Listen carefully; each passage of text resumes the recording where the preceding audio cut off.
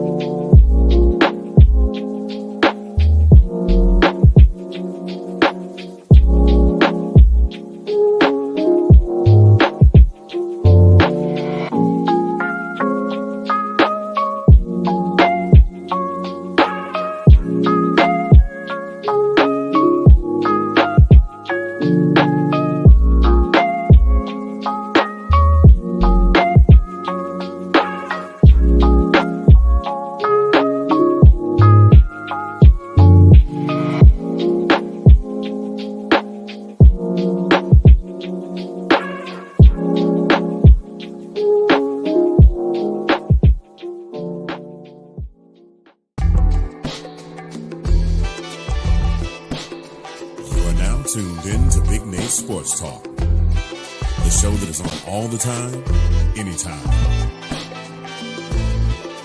And now, ladies and gentlemen, the next big thing, the latest up-and-coming sports journalist, your host, Nathan Snell.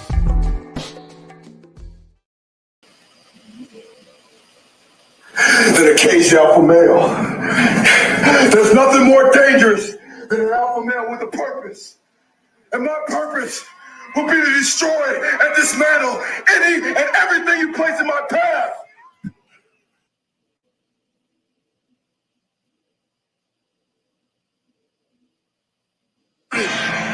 Exterminated and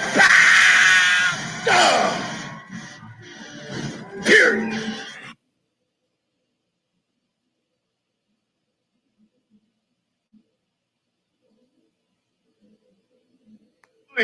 To all you wide-eyed animals sitting around my watering hole, it's not duck season. It's not rabbit season. It's open season.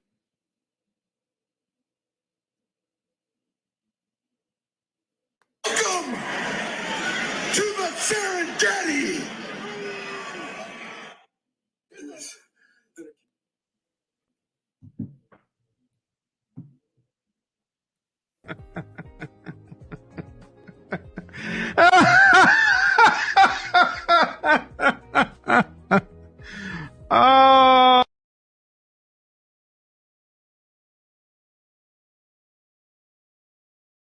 But one thing I do want to say is that y'all can kiss my ass and everybody's ass.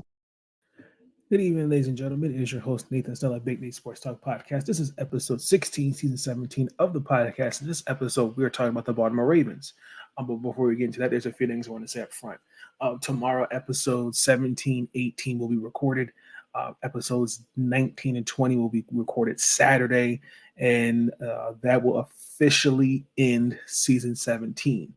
In this episode, we're recapping the win against Jacksonville last week, and then this recent Christmas gift of defeating the San Francisco 49ers on Monday Night Football. But thank you for the support you're giving me in this channel. In this video, there's going to be some things I'm going to say that I think need to be called out. And I'm going to take my time in saying what I feel, because it's laughable at this point that my point. You know what? I'm going to hold off until we get to that point of this conversation. I'm not going to go too far. Let's get into it. The Baltimore Ravens defeated the Jacksonville Jaguars 23-7. This was, to me, I felt like it was a revenge game after losing to them last year. We went down there for the second year in a row. Sunday Night Football game, especially coming into that game both of us were leading the division. Took control of the game to me in the second half, which was key. And we were the first AFC team to punch a hole to the postseason. This was practically a one-sided game. To me, I'm going to start with the offensive side of the ball. Lamar Jackson in the offense. To me, I think he's doing enough to win games. But we've said it, I said at the beginning of the season, and I will continue to say it. The Ravens will go as far as Lamar takes this team. However, the others around Lamar matters. Mark Andrews is out. Who steps up in this offense? This is what we bought OBJ in for. Nelson Aguilar. Zay Flowers is having a sensational rookie year. Rashard Bateman, I think, is starting to show flashes of why he was drafted in the first round. To me, when you look at the box score, 14 of 24, 171 yards passing with one touchdown on the pick. To some that may be mediocre, but there were plays that he made, especially down the stretch when it mattered. For me, I thought he made several impressive throws. They didn't really get to him that much in the pocket. There was pressure around him, but especially when he was one part of the game where it was Dwayne Smoot, who basically he almost had him for a sack. Ended up throwing a 26-yard completion. For me, that's what I like from the offense. He made the right plays.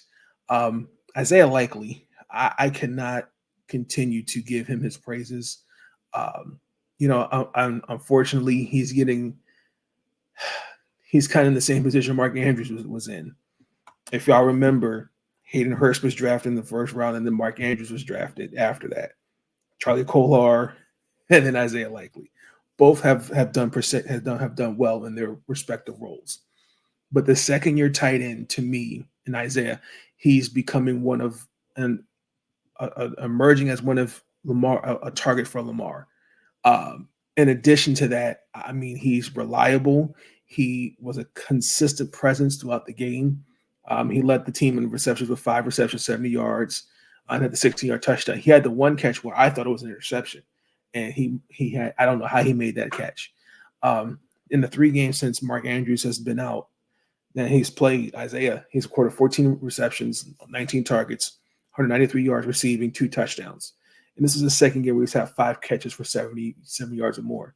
I think his run after the catch is something to just galvanizing. And I think that was definitely a steal for the Baltimore Ravens.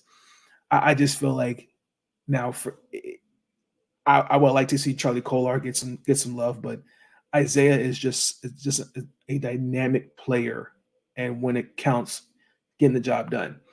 I thought the key also in the second half was the run game.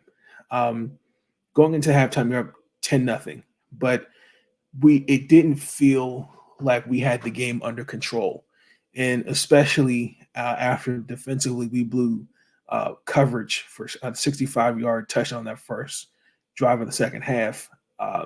The last 2 quarters were key. We leaned on the run game. We committed to running the ball more, especially I think coming into the game wasn't really comfortable with him more of being a pass-happy offense. And if you look the first 2 quarters, they had 50 yards, less than 50 yards on the ground, but they looked total-wise had over 251. That's the second highest total so far this season for us. The last time that happened was week 9 in November. We had that's an impressive stat. Other than Lamar Jackson, 3 different ball carriers, Keaton Mitchell, Gus Edwards, Justice Hill, all had at least 6 yards of carry, and then painfully, Keaton Mitchell, who's been having a stellar, to me, rookie season, went down with an injury. Relationship with your children. My God. Unfortunately, the young man tore his ACL And that was confirmed. Sucks. He had 88 yards on 11 touches before leaving the game. I mean, he just, my gosh, I think he has just been he was a gem for this offense. I felt like we were starting to really get it going. It just sucks, Mark Andrews now, J.K. Dobbins, and then now Keaton, and it's just like, man, I believe he will have the surgery soon. Ready before the 2024 season, but there was no additional, according to Coach Harbaugh, there was no additional damage to his knee. So that is a good sign. So his return could be sooner than later. So I guess in my get well wishes for Keaton and a speedy and safe and healthy recovery. The defense, I really kind of have to look at them a little bit. Brandon Stevens did not have the greatest night. When I look back at the tape, as a number 2 corner, he got burnt by Zay Jones, excuse me. But the defense held strong and didn't allow any more points after that. Just before the half was over, and then he gave up that 65-yard touchdown to Jamal Agnew. If you look, Arthur Malat was calling for help, and that could be both him and Brandon. That could have been just a miscommunication, but he had a disappointing game. Special teams just really did not do well. Tylan Wallace really couldn't get anything going, and we got to be better holding blocks. They should have done that. Darby and Worley, if I remember correctly, got the tape, did not do a great job on that. And for me, say what you want, the offensive line did exceptionally well. It wasn't pretty, but they did everything they needed to do. So I'm very proud of what I saw from them. For me, same thing. I got to call out this mind-boggling play calling at times. There was a couple moments where I'm looking at Harbaugh.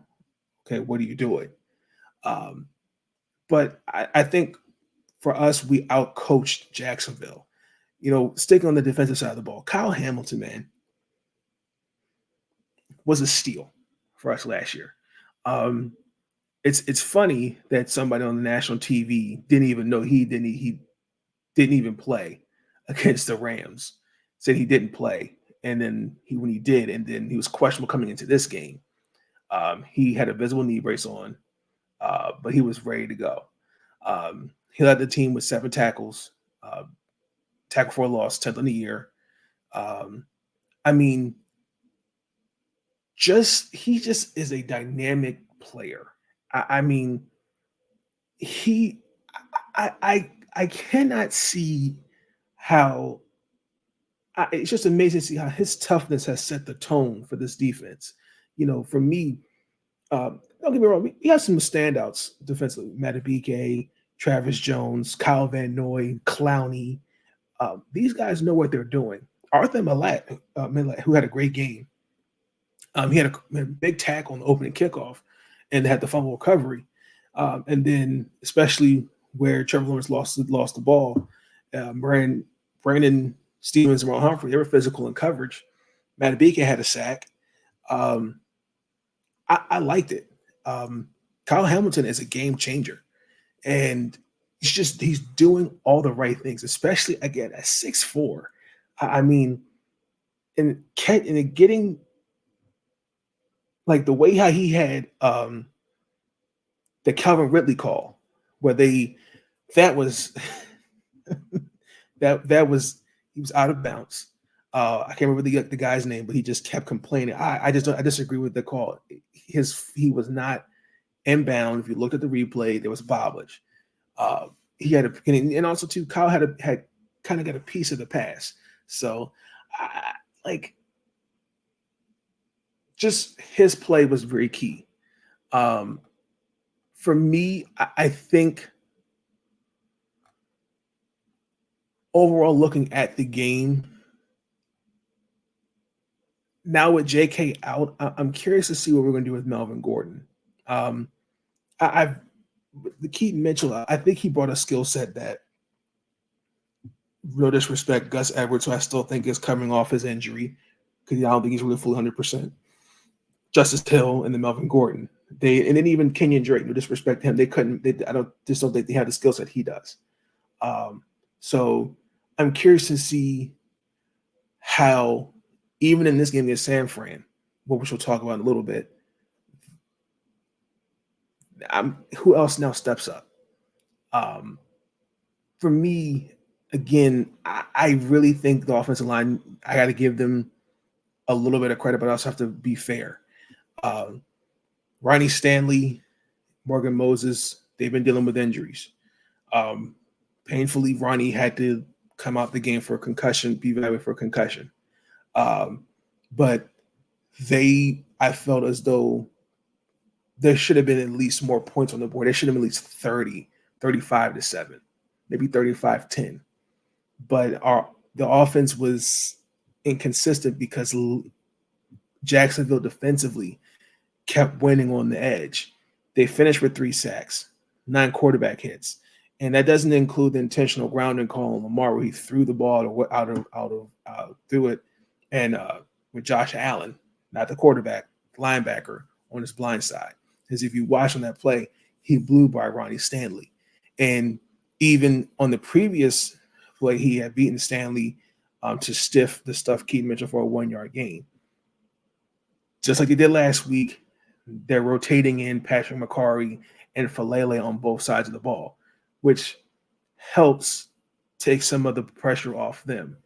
Now, the offensive line, I hate to say it, but we're going to have to really – that's going to be key to have a deep run in the playoffs.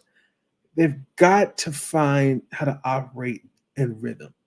And when healthy, Ronnie Stanley is an all-pro tackle. Morgan Moses is a vet. I know Morgan Moses is older, and I expect that.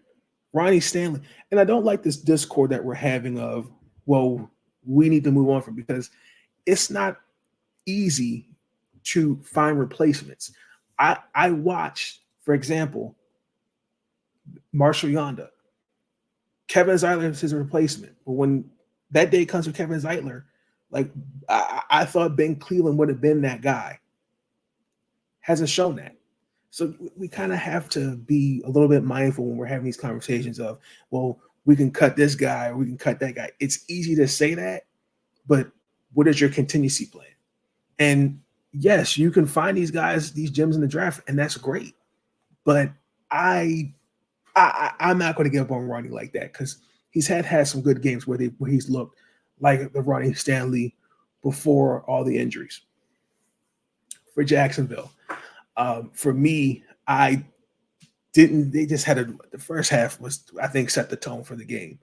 I think there was a lot of missed opportunities that they didn't take advantage of. Brandon McManus, he botched on 2 field goals. Trevor Lawrence fumbled at the 20. Trevor Lawrence had gotten the offense down to the 5-yard line and not spiking it with no timeouts, and completed the pass in bounds. And then that was into the first half. What if they had put, hindsight's 2020, but what if they had put points on the board? But they were their own victim in this one.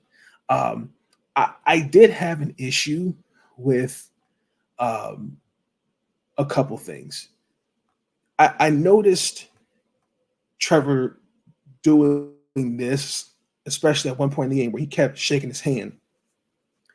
And somebody had pointed it out that that's a sign of a concussion.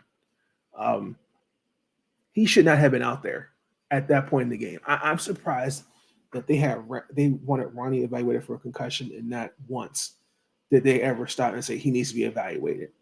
But I mean, Jacksonville, respectfully, I think constant mistakes proved them to be costly. They had 4 drives in the first half, 0 points. And then, there was minimum 12 points that they should have had easily. And they got beat by their own game.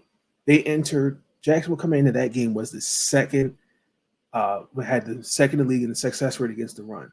And many people thought we were going to just throw the ball, which we did. We ran 42 times against them. And Lamar had led the way with 97 yards. Keaton Mitchell had 73.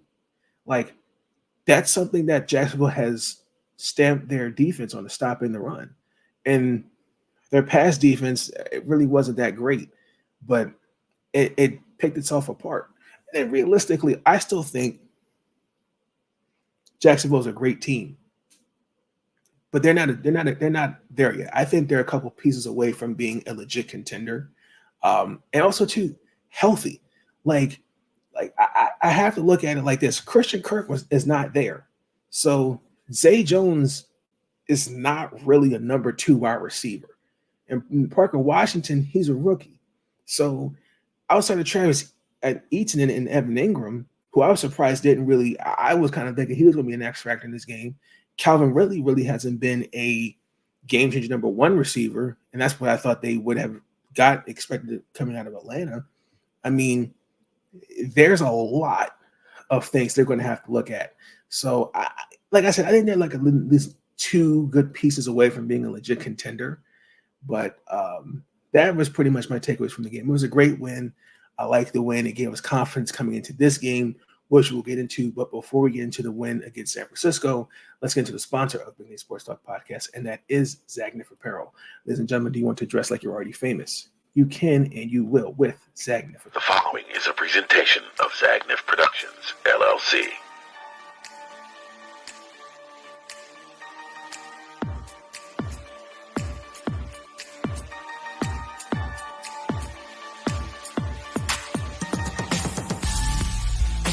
Introducing Zagnif Apparel.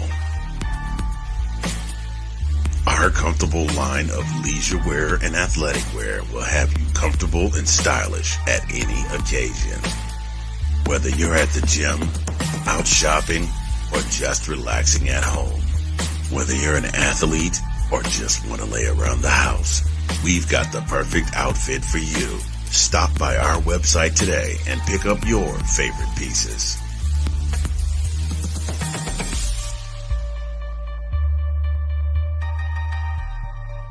Zagnif Apparel. Dress like you're already famous. You can and you will dress like you're already famous with a nice 15% off using my discount code of your final purchase, Big Nate. Thank you, Zagnif Apparel, for being a sponsor of Big Nate Sports Talk Podcast. Ladies and gentlemen, we will be right back.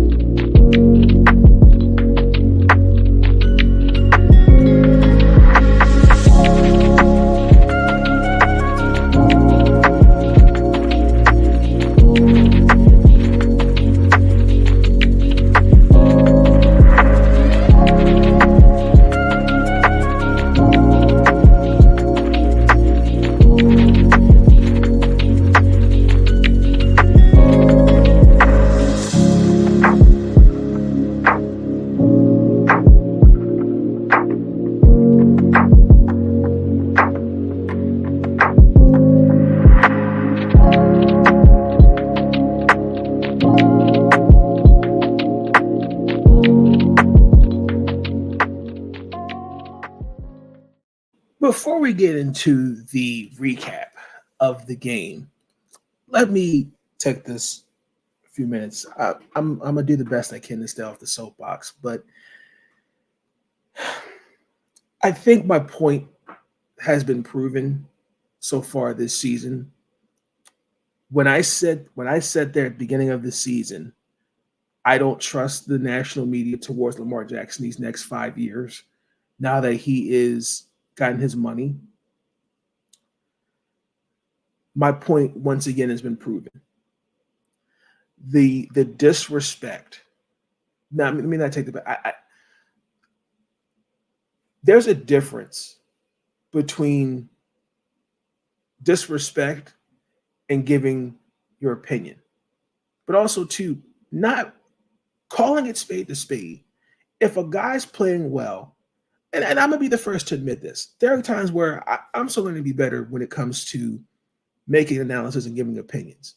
Like, for example, I said a few weeks ago, Zach Wilson was going to throw 3 touchdowns against Dallas. And I got flack for that, and rightfully so. But my point is, and I got a clip, and I'm going to play it for you. I want you to understand it doesn't matter, in my opinion, at least. I understand what the national media's job is when it comes to sports. It gets you riled up, it gets you X, Y, and Z. But there's no shame in holding them accountable on what they say. Mike Florio, Pro Football Talk, along with Chris Sims, listen to the show from time to time.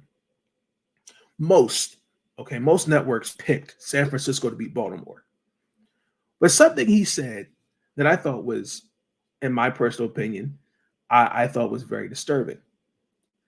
I want you to hear what Mr. Mike had to say in the preview of the game against San Francisco. So I'm going to share my screen, and we're going to hear in the video what was said. So hold on.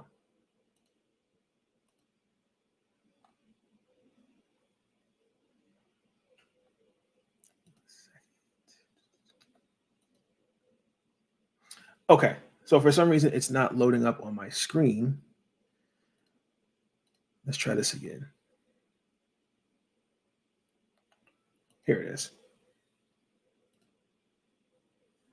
Okay, so we are. All right, here's the big game. Here is the clip. So in this clip, they're giving their picks, and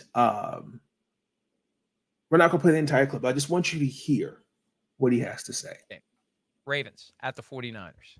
49ers have beat the shit out of everybody lately. 6 straight wins, and the scores are blowout, blowout, blowout, blowout, blowout. The Ravens are only 5-point underdogs in this one with an over-under of 47. Chris, you have picked the 49ers to win every single week this season. Your Kyle Shanahan tattoo has been throbbing every Thursday when we do this Picks podcast. Will you pick the 49ers yet again, or do you believe they have met their match in Lamar Jackson and company? No, I'm taking them all the way. I mean, all the way. And I'm going to take them to cover the spread too. I am. I'll just get it out of the way right now. 31-21 49ers, right? I love the physicality of the Ravens. They got some big people up front that might not make them have to go too crazy on stopping the run, right? But as much as I love the scheme of the Ravens, I don't know if I think the personnel is big time, right? You've heard me talk about they can't rush the passer with 4, right? They're going to have to blitz to get to Brock Purdy. Blitz and Shanahan with more room downfield for Deebo Samuel or George Kittle. That ain't a recipe for success. I think the Ravens defense is showing, some cracks in the armor. I mean, again, it's 33 points to the Cleveland Browns. It's 20 points to the Bengals, and probably would have been more if Joe Burrow didn't get hurt, right? It's 31 points against the Rams. I know 7 last week against the Jaguars, but let's not forget they missed 2 field goals. They did a stupid thing at the end of the half. They fumbled the ball running in the red zone and just dropped it. It wasn't enforced by the Ravens. The defense worries me a little bit, right? And, as much as I have respect for that Ravens offense and what they can do, they haven't faced a unit like this. Not like this 49ers defense. The Ravens got to run the ball. That would be the big thing to me, but I just think it's too much to overcome on the road out in San Francisco. 31-21 49ers. We have a nearly identical score alert. Again, 31-20 is my pick. And when we were talking about the expected point spread on Monday, and I said it's going to be 10, and you thought it was going to be lower, it made me think that you would at least pick the Ravens to cover the 5-point spread, but you're all in with the 49ers, as am I.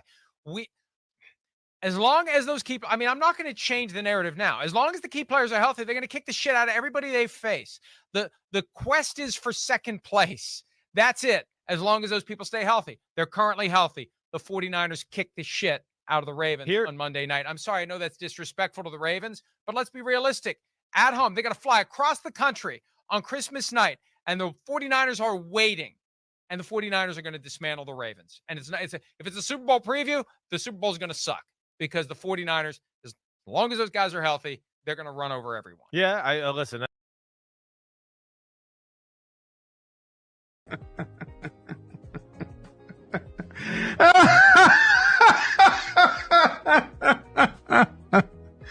Oh.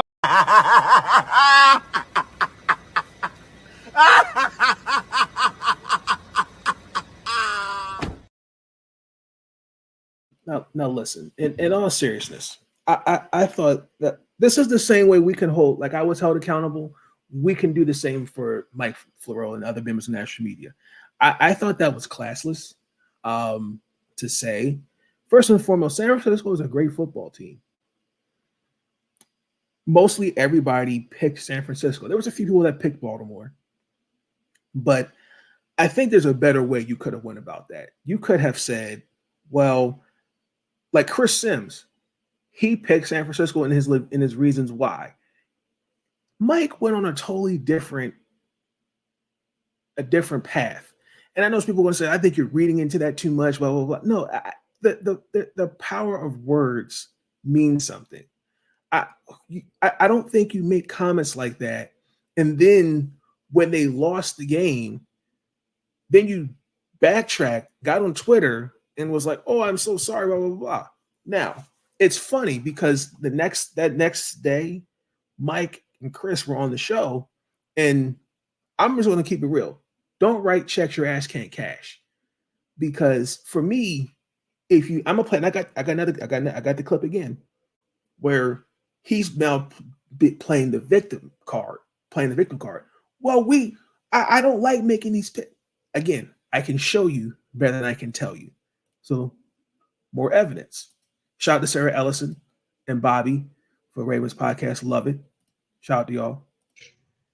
Embedded within the hostility, and it's fine. I can take it. Good. I don't have an issue with that. But embedded within the hostility is this idea of if you hadn't said what you said was going to happen would have happened. And it's like, so are you saying thank you?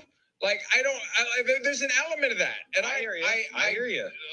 Look, at the end of the day, maybe you said what they needed to hear to get them over the hump for a little extra motivation. Maybe that's not motivation. All it was. Exactly right. The idea is 49ers versus anyone on Christmas night is going to end the way that I thought last night's game was going to end. And I was wrong. And I will admit it. And I will own it. And that's one of the occupational hazards. They make us do the picks. I said, and this isn't new, before the season, I don't want to do picks. I just want to enjoy the games. Can we just enjoy the games, please? Why do we have to do the friggin' picks? Let's just enjoy the games. And I'm going to have the conversation in the offseason with the powers that be at NBC. I don't want to do this anymore about the picks. Oh, my God. You said y'all see how he's playing the victim card? Cover the game. Would you stop? There's nothing. No. All that, listen, this is a broader philosophical gambling discussion as it relates to the enticement of people to wager when maybe they shouldn't. But I was wrong. Now now you're sounding like you're backing down. Now you sound like you're backing down. I'm not backing down. Okay. I'm not backing down. Everybody that listens to a show like this wants to hear guys like us make picks and who we think are going to win a game. When I tune into other shows, well, a lot of people do. I don't care they what like people to hear. think. You should. The people that you listen to on a regular basis, you don't like if you had somebody you listen to on a regular basis. I don't listen to anybody on a regular basis. Okay, well, yeah, you have a problem. I don't care. You're in a closet I don't by yourself. care what people think about who's going to win games and who's going to lose games. Except when they do something really freaking stupid like I did. Then it's entertaining. And it's when you step on a rake and it whacks you right between the eyes, then it's entertaining. When you go all in on a team like that and tell them they're going to get their ass whooped like that, that's what you get. Don't write checks that your ass can't cash. All right? And that's pretty much simple. And again, I take full accountability. I said I made it like that similar a few weeks ago. But this is on the national media. And again, it does not matter if then that's their job is to get you riled up, blah, blah, blah. But if you look at most of those shows the next day, half of them look damn near depressed about their pick did not win. Richard Sherman, I think, is arguing the greatest corners of this era of football. He just looked very robotic. Like I can't he was sulking in not the team that he wanted to win. It's at this point it's laughable. And it doesn't matter whether or not he's going to win a championship. He's never going to get the same. He's not going to get this. He's never going to get the true respect that he deserves. And that's just a fact. I hate to say it like that, but it's interesting that the things that he's dealt with, Lamar, since he's been a Raven, other quarterbacks and teams are starting to kind of get a taste of what he's dealing with. Give you an example. Kansas City. Say what you want. Yes, they won the Super Bowl last year. They're a good team, but they're not a Super Bowl contender. The same things that I'm seeing Lamar Jackson deal with, Patrick Mahomes, deal with, was the same issue Lamar dealt with the first couple years. But you know what was said? That's not an excuse. He has to go out there and do it himself. So I can't have sympathy for the Chiefs or Patrick Mahomes when other quarterback, on the other side, this is what Lamar's dealt with. And then he didn't get the same energy. Look at Cincy. Look at Cleveland. All have dealt with injuries. That matters.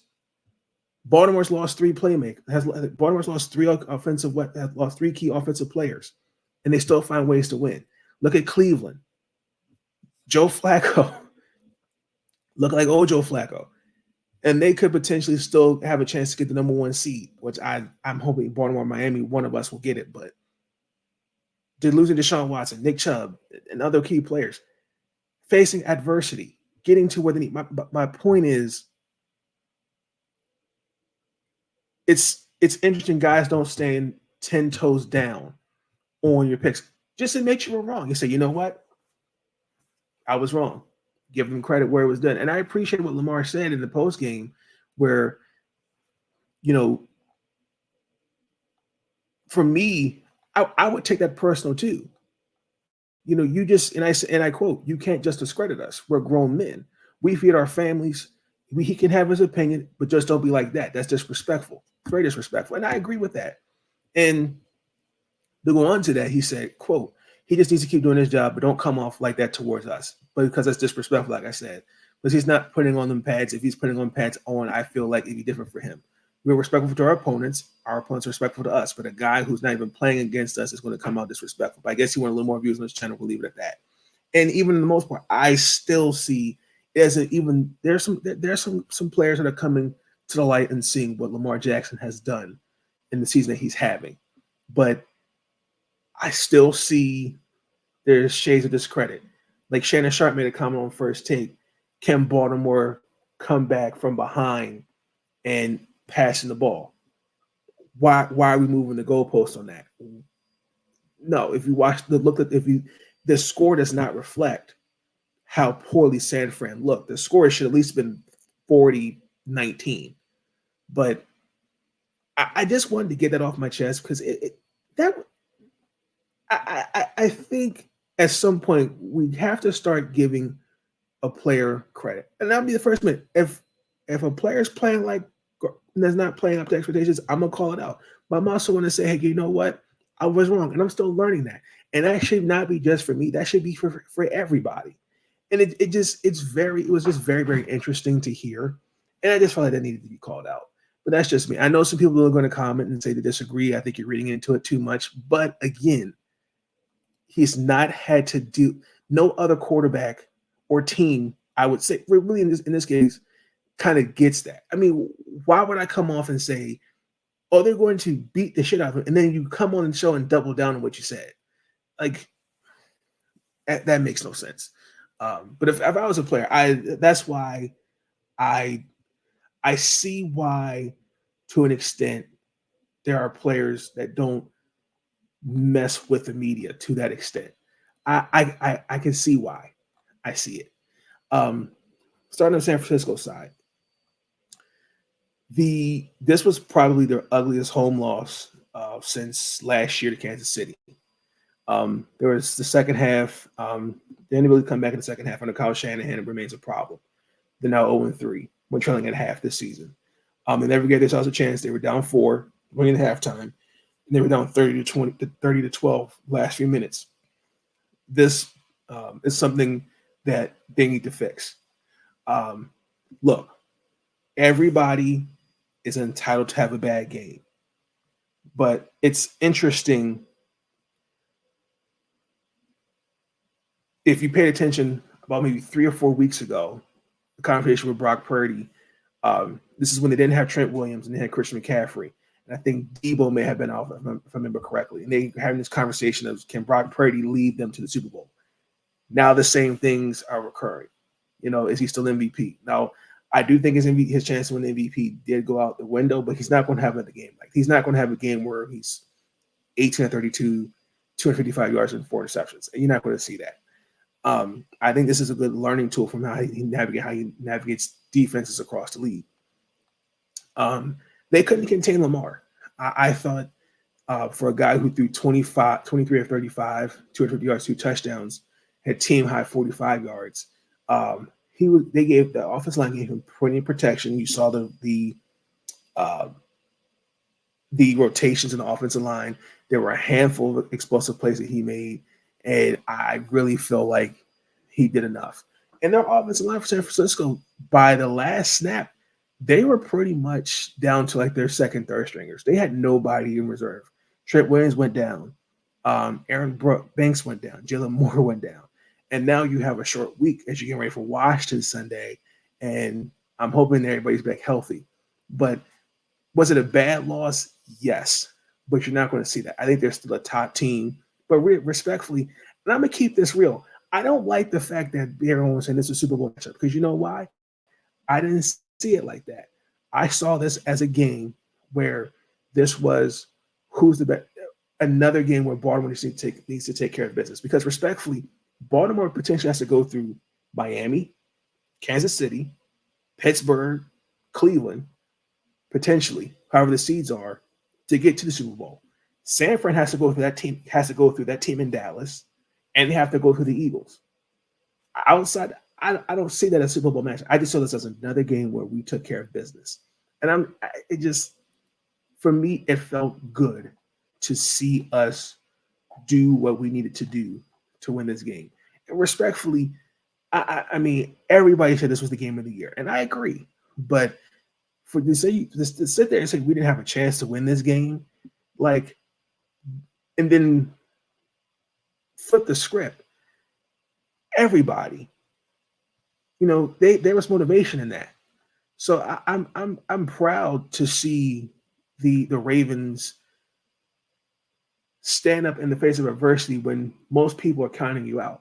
Now, as far as the MVP race, I'm not going to go that far, because we still have to go through Miami. We still have 2 games left of the season. I want us to finish strong. I think he's in the MVP conversation, but I'm not going to go as far as yet to say he's MVP. That's just my personal opinion. I think he's done enough to make a case. But however, like I said, I want to see how we look against Miami. That's going to be a revenge game for us. And it's a home game. I want us to finish these last 2 home games strong. We did a lot of good things in this game. The defense really was the MVP in this game. Mike McDonald, which I'm praying is paid by us to stay. I think it was they were battle tested in this game. Brock Purdy coming in this game, he only throws 7 interceptions to 29 touchdowns through 14 games. The first 3, the 4 interceptions with no touchdowns, and then the fourth quarter, Sam Darnold threw a pick, so they had turned the ball over 5 times. They have 4 sacks, 9 quarterback hits. Jadeveon Clowney, Matabike, Calvin. They have Patrick Queen. They have been playing exceptionally well. And Kyle Hamilton had the 2 first interceptions before he left the game due to a minor knee injury. But Patrick Queen had an interception. Marlon Humphrey had one, and then Marcus Williams had the final one. So I'm really, really proud to see how we look in this game. Special teams are starting to pick it up a little bit, because especially as a third phase of football, we made some impactful plays. I think that was probably the best game our special teams looked. Especially our ability to shorten the field positions of the offense on numerous plays. We did allow one kick return for 34 yards. I did like how we did cover everybody with limited. Tyler Wallace, I think, who has been stepping in for Devin Duvernay. For me, he had a decent punt return. I think it was about 23 yards, and then he had a kick return for 26. Jordan Stout only punted the ball 3 times, so essentially he had the night off. But he did manage to pin them within their own territory on their own 20. And then Justin Tucker, testing. Justin Tucker was 4 of 4 on field goals. Let me say it again. Justin Tucker was 4 of 4 on field goals. Other than that, looked good. There was a bit of some minor heart attacks in the game, again with injuries. We had a handful of starters and rotational pieces that left the game. Kevin Zeitler had a thigh injury. Patrick McCarry had a head injury. And then Kyle Hamilton. They were both on the sideline, and I'm optimistic, and so is Coach Harbaugh, that they're not serious injuries. I'm really curious to see how that will look. However, for the most part, look, I'm not going to say this was I told you so. I'm not going to do that. This was a San Francisco got punched in the mouth. Because if you look, their defensive front put up the first points. Lamar Jackson got called for intentional grounding and had the safety. He took a 2-0 lead with 10 minutes and 25 seconds in the first quarter. And then Christian McCaffrey had his 21st touchdown of the year. He's now within 2 touchdowns to surpass the great Jerry Rice for a single season. There were things to see, but Sam Darnold, he was 8 of 14, 81 yards, a touchdown and a pick. But outside of that, this was a great game, and I'm really proud of these guys for what they did. And now we're getting ready for Miami. Like I said, it's a home game, the last game of 2023. I expect us to be ready. I expect us to be motivated, because last year we should have beaten them, and they beat us in overtime. So this is a good matchup. 2 great quarterbacks who I think are, as well as Dak Prescott, I'm putting him in that category, who I think are most scrutinized, in my opinion. Tua versus Lamar. Jalen Waddle may not play because of a high ankle sprain. So that gives us Raheem Morstead and Tyreek Hill to worry about. Then the defense. But I expect Baltimore to come out and be ready at the bank Sunday against Miami and get Pittsburgh at the end of the year. So it was a great win, and I'll take that. And it was a great Christmas. It's just Santa just read our minds and just gave us a joyful, raving Christmas. And the fact that we were Santa, but also the Grinch, because everybody the next day, and oh, by the way, I'm before I forget, I've been hearing this conversation about MVP and different things like that. Talk about that. So Richard Sherman has been kind of on this, I don't know what this is, of kind of downplaying the stats of MVP.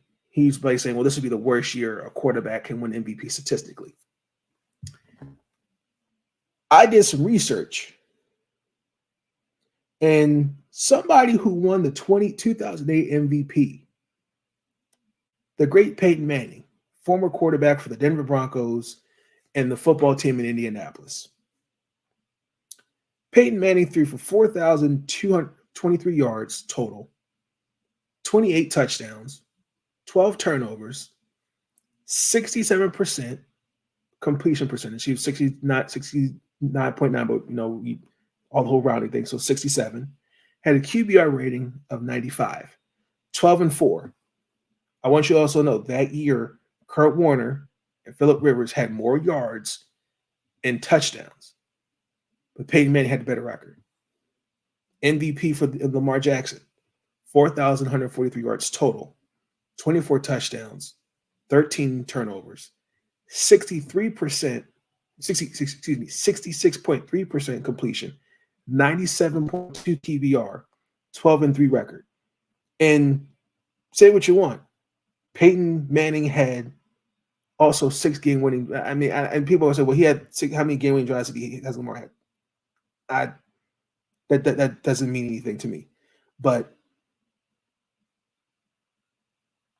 Christian McCaffrey, Tyreek Hill should be in the MVP conversation. But that same year,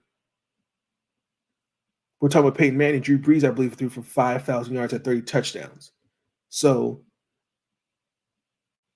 for me, that year, Drew Brees, I remember correctly, I think their record was below 500, if I want to say. Now, if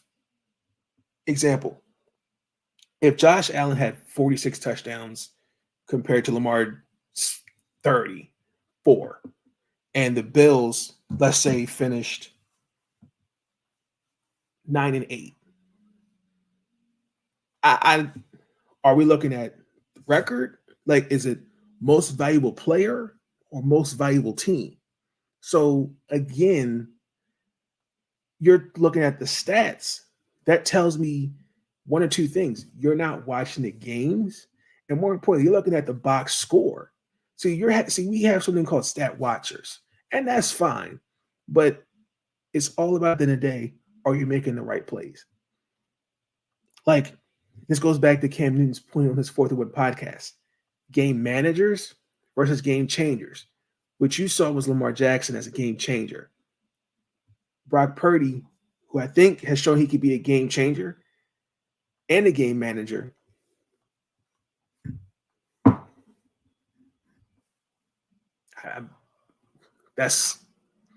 Was a bad game. He's entitled to that.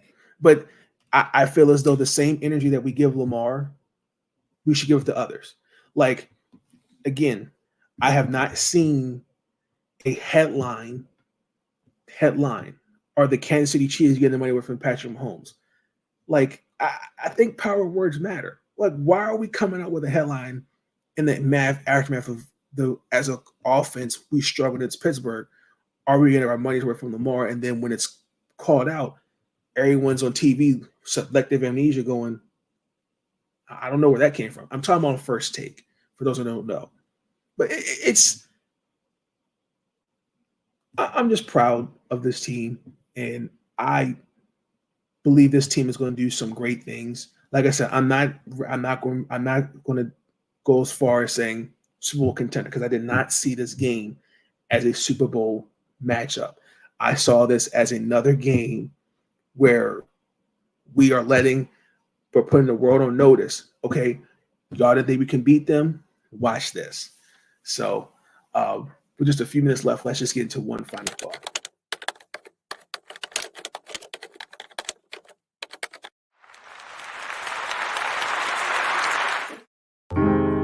Thoughts are running through my mind. So I took some time to find a minute or two to organize. One final thought is, hey, look, again, everybody's entitled to their opinions, and that's okay. But I think words have power. And I think what Mike Florio did, I think that was very tasteless. I think for how I was held accountable for making a comment about Zach Wilson, the same thing we could hold Mike accountable for.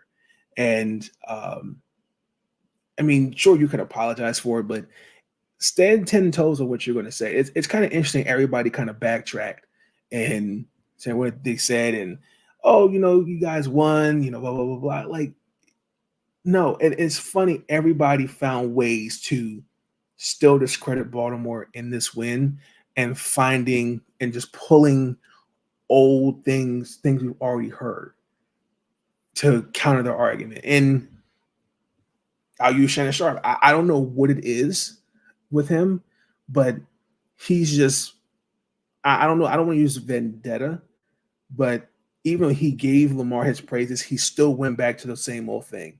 It's not giving him his credit. And I don't know where that comes from. And I think Shannon Sharp knows, again, Hall of Famer, knows football, well respected. But I would have thought he would have taken this kind of approach, because especially when Skip Bayless disrespected him on TV and saying Tom Brady was a better player than you.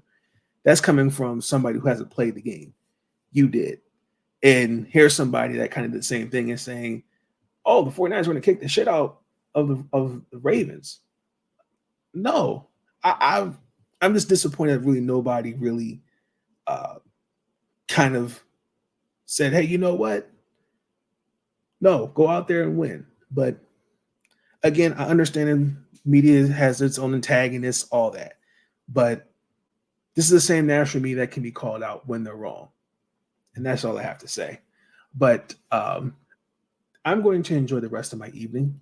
I hope you all had a great Merry Christmas, because I know I did. I hope it's going to treat each and everybody well.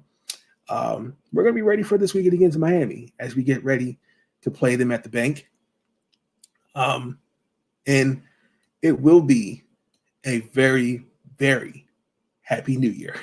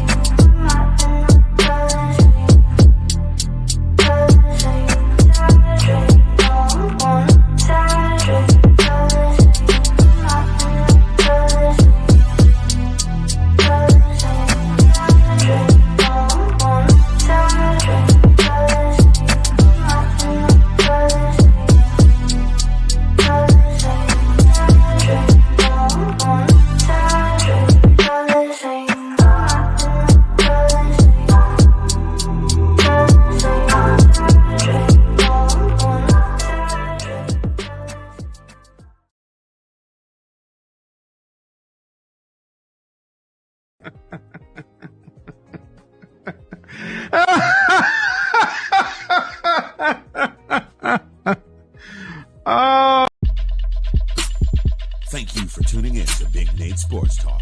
If you enjoyed that episode, be sure to like, subscribe, and share the next big thing, the next up-and-coming sports journalist, Big Nate Sports Talk. It's on all the time, anytime. I want to thank you, yeah. I want to thank you. Ooh. For all the times you put up with me. Thank you. And you helped me retain my sanity. Thank you. I want to thank you. And I want to thank you. All I want to do is say thank you for everything.